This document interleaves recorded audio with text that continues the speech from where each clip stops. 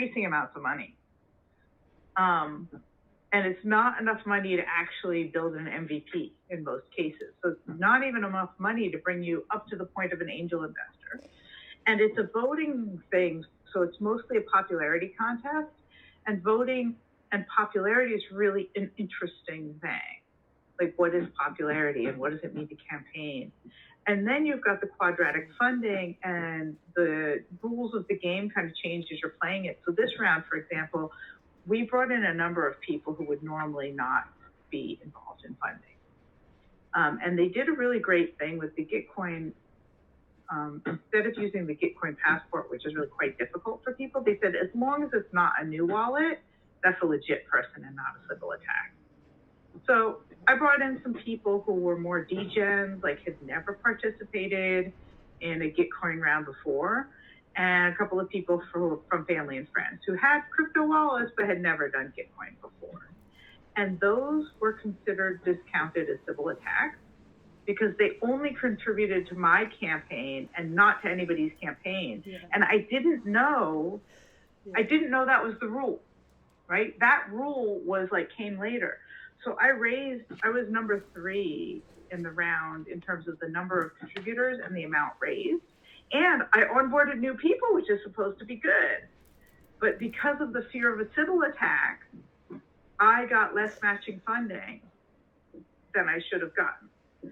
I didn't cover my costs, let's put it that way. And it was a tremendous learning experience, and it was a really bad experience for all those new users. And not all of the new users could even onboard themselves. I had one DeFi person who was like, look, I don't hook up my wallet to any apps. Like, this is a real OG DeFi person, has done really well, and he would have put real money in. He loves me, great guy. And he's like, I will send money to an address, but I'm not going to hook my MetaMask up to anything, right? And so basically, it's what we're doing in these Gitcoin grants in some degree and these public good fundings is we've created a closed circle of people who are interested in that. We're campaigning among ourselves, hoping that some of these protocols are going to put in money, and then we're going to get this matching funds from the protocol. And the whole game is not really a crowdfunding game in the same way other crowdfunding is.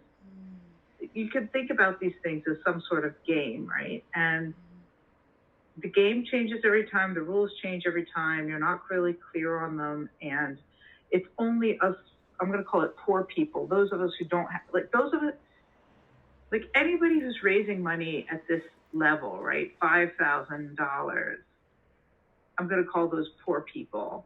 And we're all contributing to one another's projects to hope that this drip comes from somewhere else. And it's like, it's a really weird tier of society. When I think about the DeFi guys that I had talked to, like, would you help me out? Mm-hmm. These guys are making real salaries, or they're making really a lot of money from their investments, and they're just collecting money. I have one friend who's like, oh yeah, I collect money. And it's like a totally different class of people than the people who are creating the infrastructure for them. And there's this barrier to